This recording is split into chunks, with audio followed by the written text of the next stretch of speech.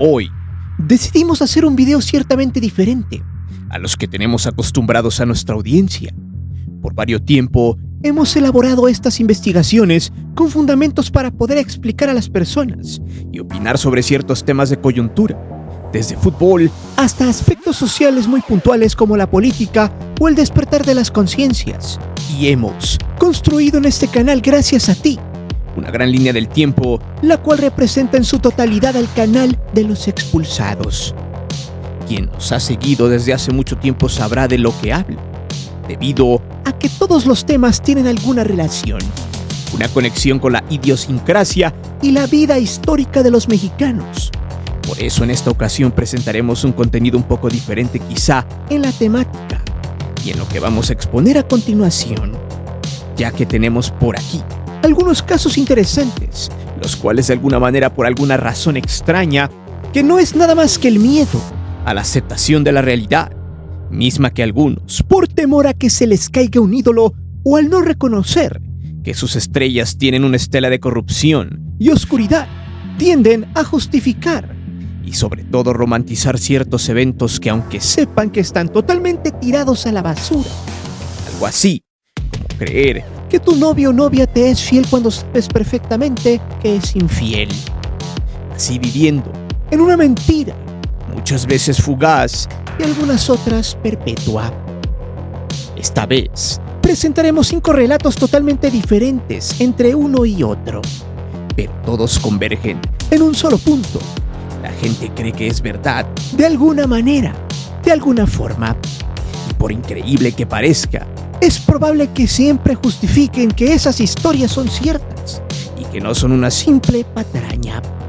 Por eso iremos desde músicos y cantantes que están metidos con la maña, hasta personas que creen que en todas las relaciones de gente famosa hay amor del bueno. Y ejemplos ha habido muchos. Por eso te exhorto a que te pongas cómodo, prestes mucha atención a este extraño fenómeno donde se romantiza y se fanatizan de situaciones sociales que tienen incluso repercusiones ilícitas. Y en algunos casos se cae en el famoso síndrome de Estocolmo, sobre un producto altamente sobrevalorado, el cual muchos fanáticos siguen consumiendo a pesar de que les vean la cara, solo por el simple hecho de que no hay nada que ver en la televisión. Es por eso que hoy te presento 5 mitos que los mexicanos siguen creyendo a pesar de ser mentira. Antes de seguir con el video, te invito a suscribirte al canal, activa la campana de notificaciones para que recibas todo nuestro material y las narraciones en vivo. Te divertirás, te lo aseguro. Además, sé parte de la épica histórica de este canal, rumbo al 1.000.000 de suscriptores. Si no lo estás, no esperes más, suscríbete, porque esto se pondrá sabroso.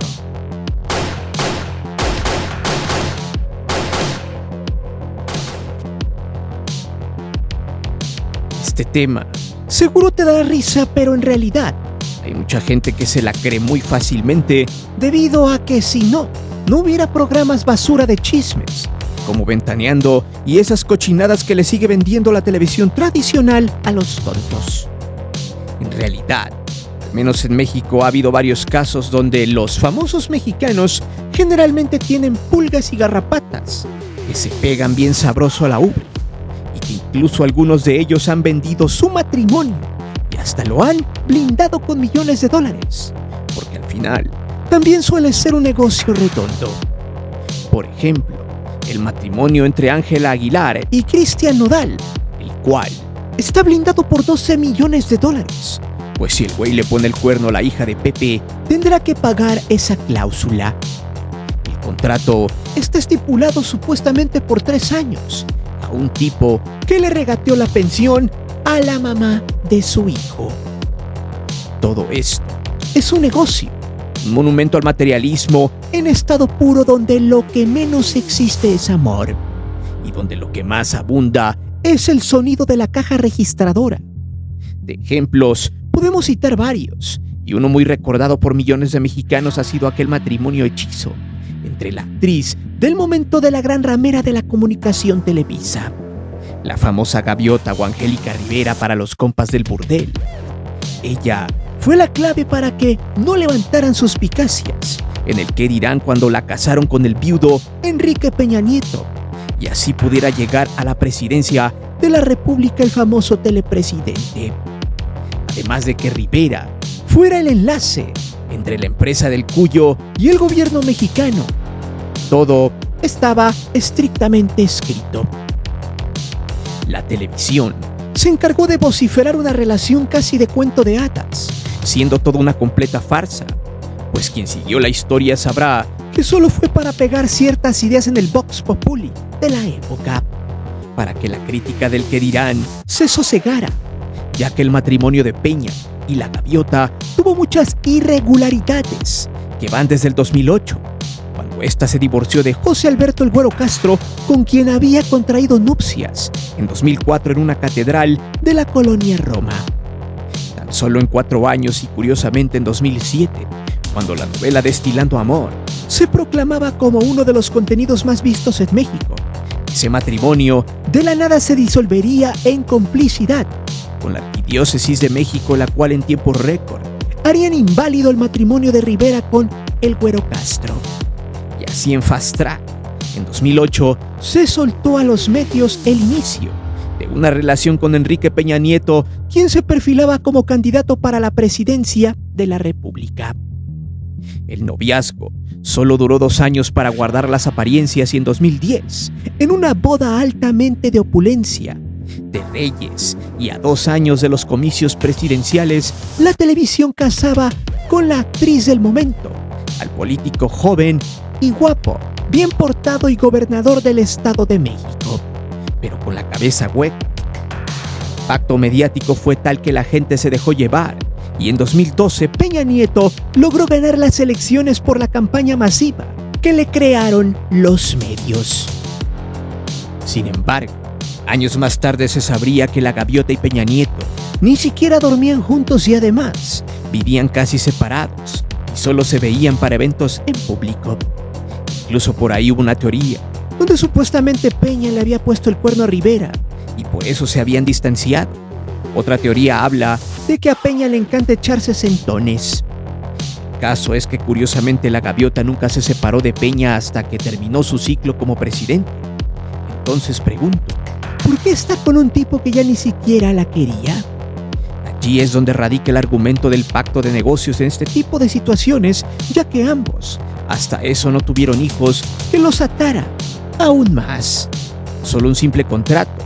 Este caso da para hacer un video en solitario debido a que de este tema salen muchas teorías, como precisamente esa que mencionamos hace algunos segundos, que a Peña Nieto le gusta que le saquen los frijoles, pero eso lo dejaremos para otra ocasión. Como lo dije, ejemplos hay muchos. De hecho, hace poco salió otro a la luz con el caso de un cantante ciertamente famoso, oriundo del estado de Guanajuato, llamado Santa Fe Clan, un rapero que de alguna manera se ha vuelto ídolo entre un gremio de cholos que les encanta el rap. En su letra hay historias con respecto a la maña y todas sus marrullerías, además de los vicios callejeros y los tóxicos. Para muchos es música naca, pero para otros es uno de los mejores exponentes de la música regional. Hace poco, en una de sus historias, el cantante denunció que su expareja le escondía a su hijo, a pesar de que éste pagara la manutención. Pero, ¿qué tan cierto es eso? Solo hay que señalar que las relaciones entre gente de la farándula generalmente son ficticias y se dan por tener que llamar la atención o ganarse una lana. En la disputa de dimes y diretes, la 1000 operaciones Maya Nazor, quien funge como modelo y después de simular tener un gran matrimonio con el rapero, en realidad salió a la luz que ya, a pesar de tener un hijo, el papá siempre estuvo ausente, según sus dichos, ya que al Santa Fe Clan, textual, le dijo lo siguiente: a él solo le importa su trabajo y las mujeres, su familia estaba en segundo término. La guerra entre estos dos se agudizó luego de que Santa Fe Clan se quejara de que su ex no le dejaba ver a su hijo, a pesar de que éste le pagara la pensión, misma que adjuntó la cantidad en una captura. Esta se viralizó en redes sociales agitando la opinión de las masas, donde los fanáticos de este sujeto castigaron a la mujer. Es interesante cómo los famosos tratan de llamar la atención, haciendo de su vida privada algo público. En automático la gente se fue en contra de Maya, quien aseguró nunca le negó a su hijo, sino que Santa Fe era un tipo irresponsable y malandro cada que le tocaba visitarlo. Llegaba tarde a verlo y tenía actitudes oscuras. No obstante, el rapero puso lo siguiente: esto es lo que tengo que dar a Maya cada mes por 18 años y va a aumentar cada año. Yo sí tengo que cumplir porque si no me amenazan sus abogados. Lo único que quisiera es que me preste a mi hijo para que lo conozca mi familia y para poder dormir con él aunque sea un día. Sumado de la foto del depósito. Sin embargo, la mamá del niño lo retó y rápidamente desmintió al rapero, pues contestó lo siguiente: de hecho, en el acuerdo que firmamos, él puede ver a Luca el día que él quiera, mientras no interrumpa sus actividades escolares y de rutina del bebé. 7 de la mañana a 7 de la noche. Pero él quiere llegar a verlo a las 9 de la noche y cuando él lo ve 1 o 2 horas es porque él quiere. Y luego mencionó algo más turbio aún, lo cual de alguna manera explica por qué las cosas están de esa manera en ese infame núcleo familiar, donde abunda el dinero, pero también el pleito y la falsedad de ambos personajes. Así viene siempre, con 1000 hombres armados a ver a su hijo, que ni siquiera tienen permiso de portación de armas, solo 1 o 2. Lo hace para meterme miedo y exponer al niño. Esto demuestra una vez más que la fama y el éxito casi siempre puede comprar al amor, porque para muchas personas el amor solo es dinero o en su defecto, simple poder.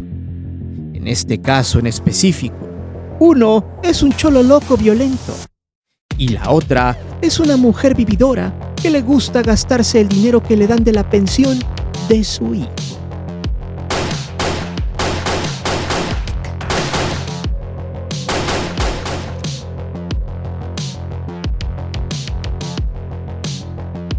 Peso Pluma es uno de los cantantes con más auge en las nuevas generaciones que idiotizadas por la moda y la famosa mañacultura, donde muchos desean ser partícipes, sin entender las repercusiones que tiene el magnificar y normalizar este tipo de música. Quienes defienden el argumento que dice: es que solo es música, yo solo escucho por el ritmo. El hecho de que escuche sus canciones no me hacen un mañoso. Esto no es coherente, ya que por un lado se quejan de la violencia que hay en México, pero por el otro mitifican las aventuras sanguinarias de estas organizaciones.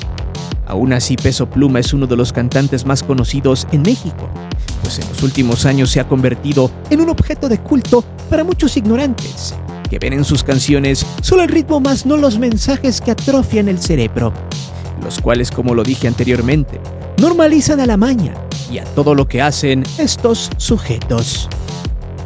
Pero el punto acá no es ese, sino que hace algunos años se corrió el rumor en redes sociales de que Peso Pluma era hijo de Adela Noriega y, para colmo, de Carlos Salinas de Gortari, el expresidente de México y duendecillo de Dublín, el cual también en su momento se le relacionó con la actriz, donde supuestamente habían tenido una relación y por ende un hijo.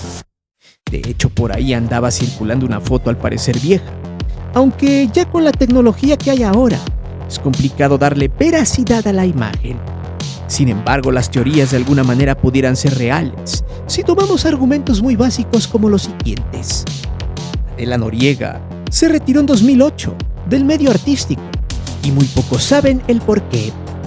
Su última novela se llamó Fuego en la Sangre, y en aquellos ayeres la crítica de espectáculos la hizo pedazos, le criticó todo y se burlaron de ella.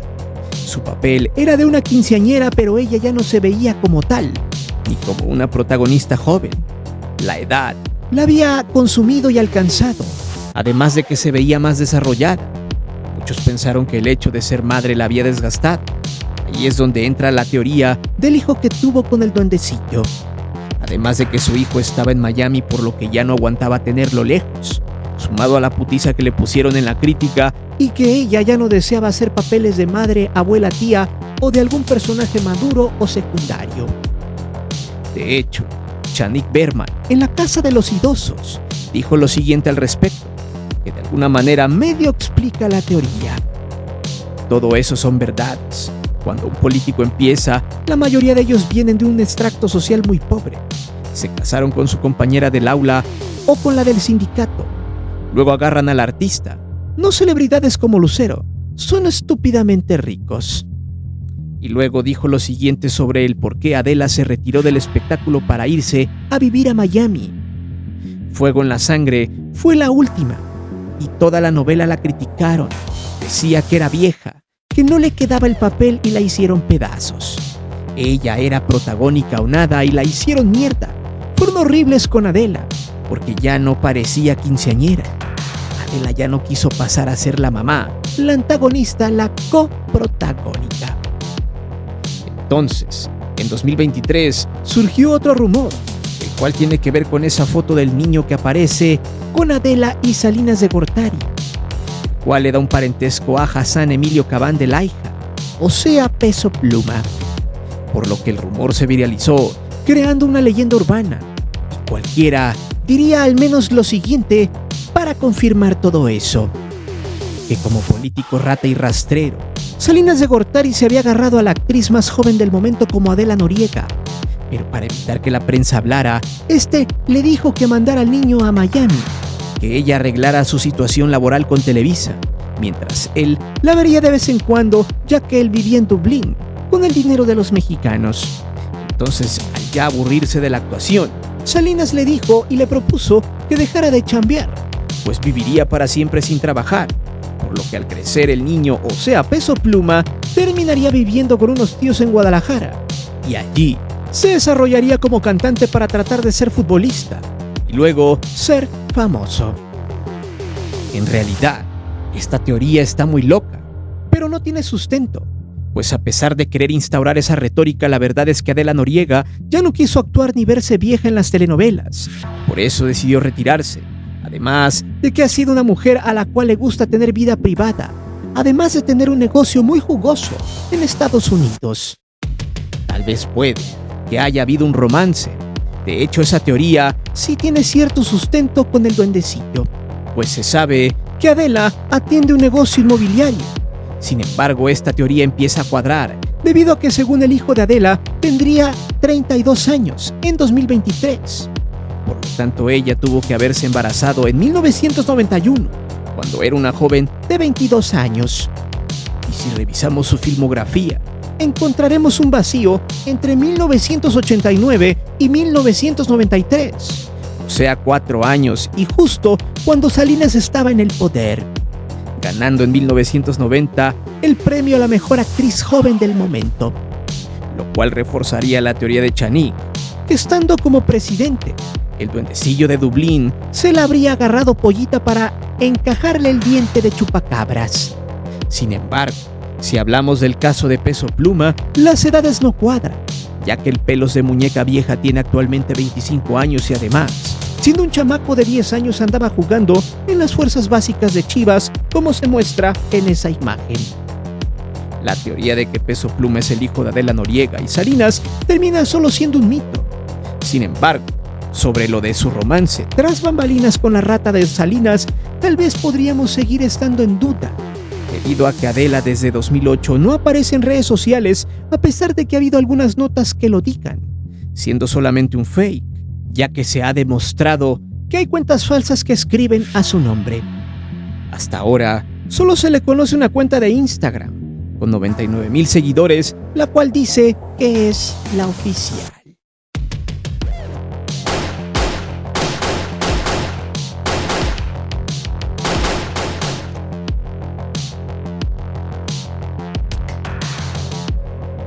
Este es un tema que hemos tratado a detalle en el canal de Los Expulsados.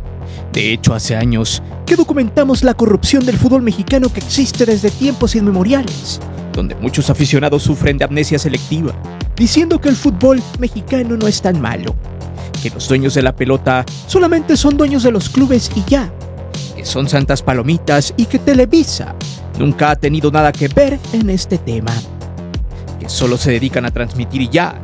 Para un sector de la gente, todo es normal, es romántico en esos aspectos, debido a que solo es fútbol, donde sí hay negocio. Pero todos los males de este fútbol mexicano, según, no pueden ser culpa siempre de Televisa. Sin embargo, lo que no quieren entender y aceptar es que desde antes de la creación del Estadio Azteca, un joven borracho y fiestero Tigre Azcárraga ya tenía la idea visionaria de que Telesistema Mexicano llegara a las canchas del fútbol. De hecho, está documentado en varias obras literarias como La vida del Tigre o el libro Nación TV, y en numerosas fuentes que el Tigre Azcárraga le había propuesto a su papá, Emilio Azcárraga Vidaurreta, impactar en las masas que estaban hipnotizadas por el juego del hombre, a tal grado de proponerle la construcción de un estadio gigantesco, el más grande de América del Norte. Sin embargo, cuando Vidaurreta se dio cuenta que los predios que había conseguido su hijo estaban en Coapa, una zona deshabitada, y que era de difícil acceso en ese entonces, nadie le creyó que allí, en ese lugar, primero se fuera a poblar, y segundo, nadie le aseguraría que las vialidades le harían llenar el estadio para casi 100,000 espectadores. Pero, ¿cuál fue la sorpresa? Los amigos del Tigre, entre ellos Guillermo Cañedo de la Bárcena y los hijos de los políticos del momento, le ayudaron a crear vialidades y a mejorar la infraestructura del lugar, pues el argumento era la atracción del Mundial para México 70. Por eso los recursos públicos terminaron por caer en las modificaciones de transporte y logística en las manos de Televisa para que se llevara a cabo el Mundial. Además de remodelar el recinto y sobre todo atraer inversiones extranjeras y nacionales.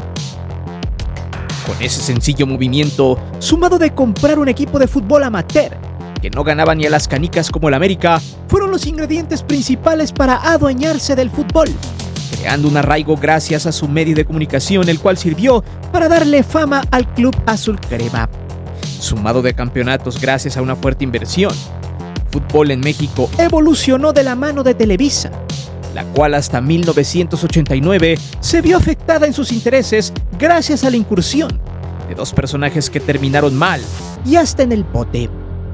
El caso de Emilio Maurer, presidente de la liga en ese entonces, y Francisco Ibarra, presidente de la Federación Mexicana de Fútbol. A Televisa la sacaron por el tema de los cachirules y eso le dolió al Tigre, el cual dejó de transmitir fútbol y mejor se enfocó en la lucha libre a principios de los 90. Hay que recordar que por mandato del Tigre Azcárraga, las actas de los jugadores sub-20 se alteraron para ganar un torneo en CONCACAF, que dicho sea de paso, esa confederación empezó con directivos y gente allegada a Televisa, fundándose así, justamente en la Ciudad de México.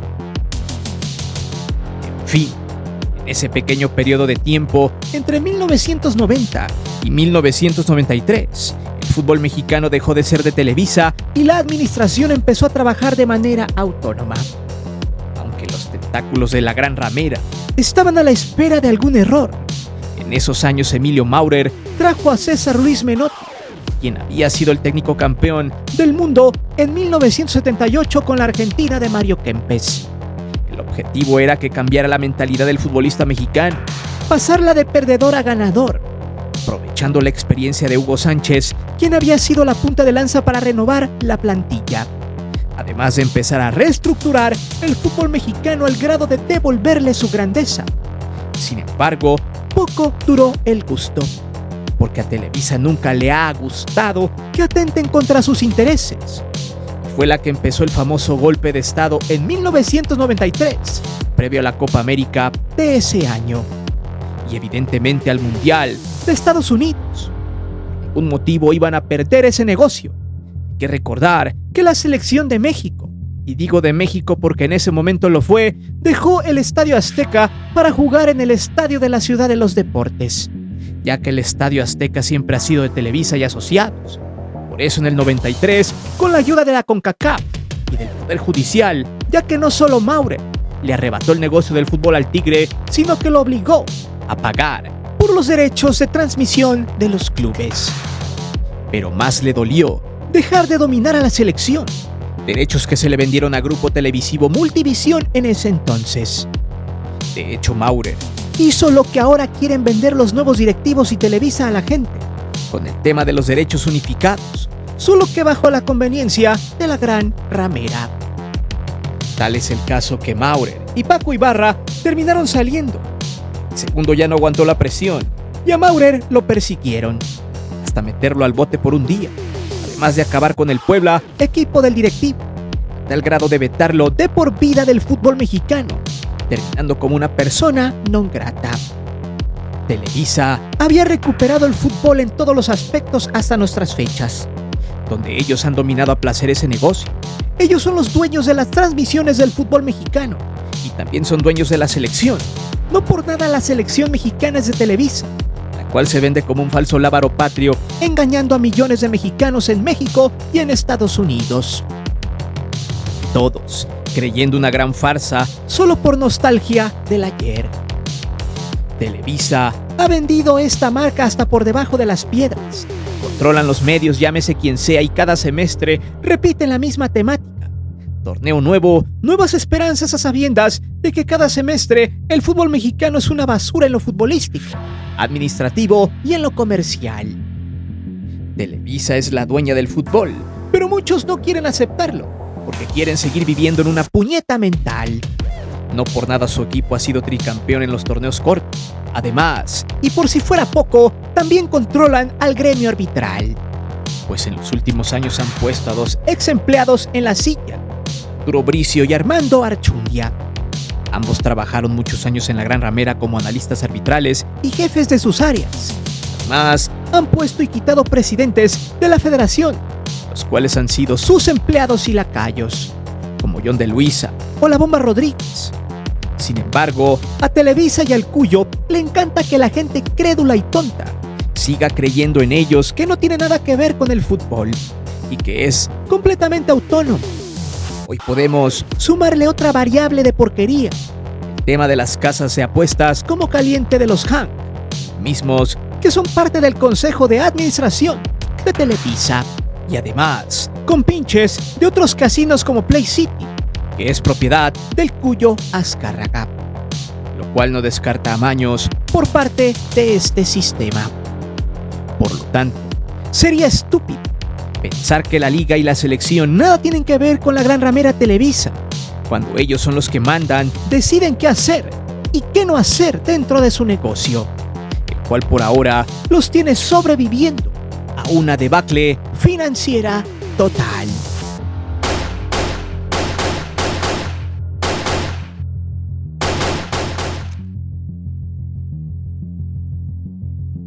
Este tema es demasiado interesante debido a lo que en mensajes subliminales representa, pues es muy indefendible ese argumento que dice que las canciones de corridos tumbados solo son canciones que no le hacen daño a nadie y que quien las escuche no significa que sea un maleante como ellos.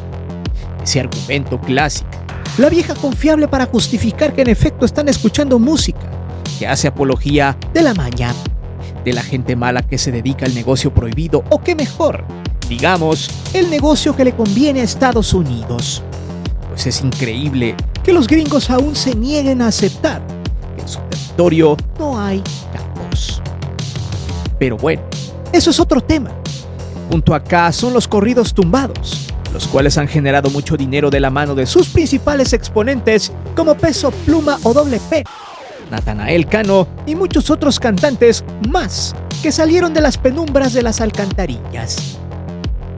Por eso, los fanáticos de este tipo de música siempre están a la defensiva, y si bien se respetan los gustos de los demás, es preciso señalar lo siguiente: la música de todos esos vatos, o más bien letra, son historias míticas que enaltecen a toda una organización de esa índole, donde incitan a la gente a ser parte de ese negocio, llenando de imaginarios a las generaciones ciertamente ignorantes del tema, para, en su subconsciente, deseen, quieran o necesiten meterse al mal negocio, donde sales hecho pozole o en el bote.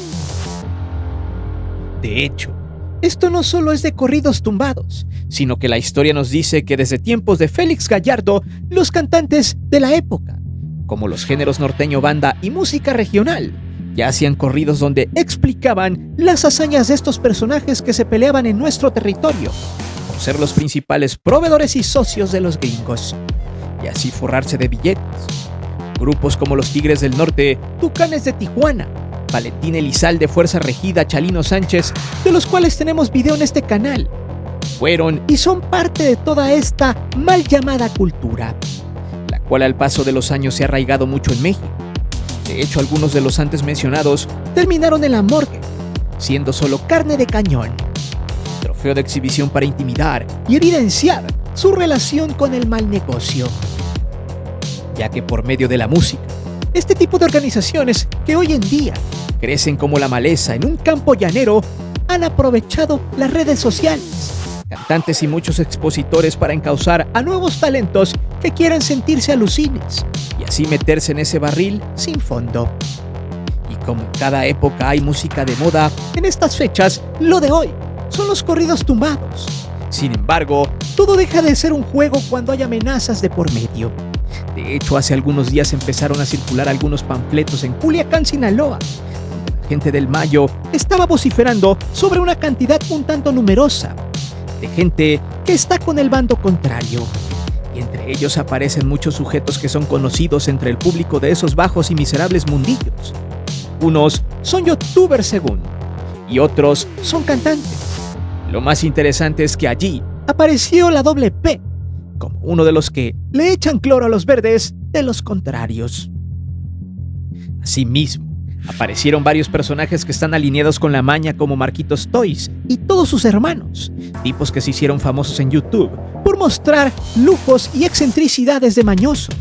Apoyados por estos facturaban millones por negocio, más de algunos otros disque influencers que ya terminaron en el Averno bailando en el lago de fuego con Satanás, dando evidencia que toda esa gente está directa o indirectamente inmersa en estos tugurios, ya que no solo en las letras de sus canciones está el mensaje explícito de las N número de historias de los malandros, sino que lo más curioso de todo es el efecto placebo o síndrome de Estocolmo, pues entre más se habla de estos sujetos en las canciones, la gente más se emociona y les toma un cariño descomunal, como una especie de héroes o antihéroes, una chaqueta mental creada en la gente que es fanática de eso, ya que la triste realidad es aún más cruda de lo que se relata en este tipo de canciones.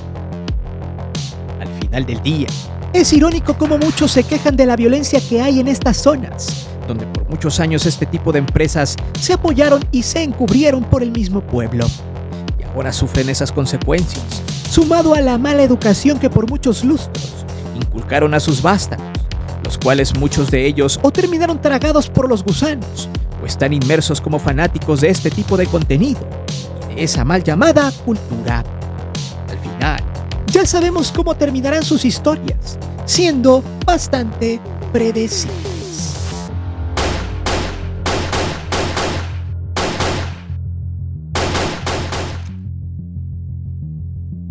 Casi no me gusta meterme en religión, porque en realidad se respeta la creencia de cada quien, y a estas alturas, en esta vida, existen infinidad de religiones e inclusive personas que no profesan nada o no les interesa. Sin embargo, aún existen entre los mexicanos un férreo sector que defiende a los religiosos de sus iglesias. Y esto va para todas las personas que son de ese gremio, ya sea católicos o protestantes. Hasta los años 2000, podríamos decir que hasta el 2010, la fe religiosa era pan de cada día en las familias jóvenes del ayer. Muchos acostumbraron a sus familias a seguir con esa guía, la cual falsamente decía que si te portabas mal o hacías el mal, simplemente bastaba con confesarte ante un señor que estaba sentado en una caja de madera, escuchando tus más íntimos secretos, los cuales serían el caldo de cultivo para que en muchos casos el padrecito de la iglesia pudiera reventarte, porque bajo la creencia de la confesión, lo único que pasaba es que se propagaba por el rebaño un chisme personal. De hecho, hace ya más de 25 años, aún podíamos ver en varios sectores de la República Mexicana la costumbre de ir a la iglesia los domingos temprano para limpiar todos sus pecados y tomar la palabra del Señor. Miles de feligreses se congregaban en las parroquias, catedrales o basílicas de sus pueblos, inclusive cuando se llegaban los días de las fiestas, como por ejemplo Procesión Nacional de la Iglesia de San Juan de los Lagos, en su defecto, las carreras con el fuego guadalupano. Estas reunían miles de mexicanos que, guiados por su creencia, daban en ofrenda su dinero, sus alimentos, sus gastos, su diezmo o simplemente su tiempo para llegar a la meta de sentarse en el recinto religioso y pedirle a cualquier deidad que la vida, el dinero, la salud y el amor siempre fuera constante en sus hogares, sin faltar a los milagros y peticiones a la solución de sus n número de problemas personales. Sin embargo, al paso de los años y al crecimiento de las redes sociales, al libertinaje, a las distracciones tecnológicas y a los escándalos de los religiosos, las iglesias han perdido poder en México. Han perdido fuerza, debido a que mucha gente ya no se deja llevar por el discurso de los personajes que fueron concebidos con sotana para llevar la palabra de Dios a los hogares y a sus rebaños, debido a que muchas ocasiones estos mismos no han predicado con el ejemplo. Incluso, en varios casos han demostrado que suelen ser lobos en piel de oveja. En México se han suscitado escándalos desde padrecitos que les gusta el elote tiernito, como el caso del impresentable líder de la luz del mundo, Nason Joaquín, sus fiestas de morros, hasta meterse con las feligreses, con mujeres de Dios. Otros que le hacen a la caspita del diablo o, en su defecto, les gusta que les saquen los frijoles, dopados con Viagra. Como el padrecito ese de Guerrero, quien fingió un secuestro. Este había desaparecido todo un fin de semana. Sin embargo, para la sorpresa de muchos, lo hallaron en un hotel de mala muerte en calidad de bulto, con daños en el asterisco, sin poder caminar, dislocado de tanto falo. Su nombre, Salvador Rangel Mendoza, obispo emérito de Chilpancingo. La noticia se hizo viral, que tras agarrarlo con las manos en la masa, se supo que se había ido con un desconocido al motelazo y ahí disfrutó del fin de semana de su vida, que lo llevó hasta el nosocomio, pues le habían partido a la mitad a puro sentón. El video del padrecito ya lo hicimos en el canal, te lo dejaré en la descripción. Casos como este y otros más turbios, donde se han denunciado bajezas por parte de los religiosos, han sido también la válvula de escape de mucha gente, la cual ha dejado de profesar su religión por los malos ejemplos. Todos quedan estos señores de la palabra, siendo totalmente un mito ese que dice que este tipo de fauna no rompe ningún plato. Inclusive ya la gente no los respeta, más de tener sus iglesias completamente abandonadas, sin quórum.